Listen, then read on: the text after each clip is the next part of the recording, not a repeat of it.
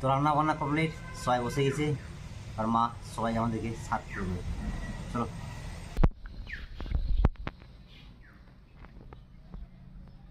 দেখলে তো আমাকে আগে দিল। সর্ষে পটল চিংড়ি পড়ে গেছে, এবার পড়বে পটল।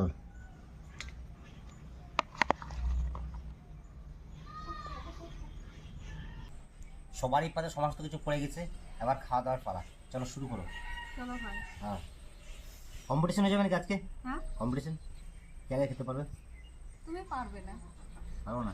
তোমাদের তো রোজই কম্পিটিশন হয়। দেখুন পিছন থেকে বোন কি বলছে, আমাদের প্রতিদিন কম্পিটিশন হয়। আর কে জিতে কে হারে সেটা তো কেউ কিছু বলো না। তাও তো ঠিক।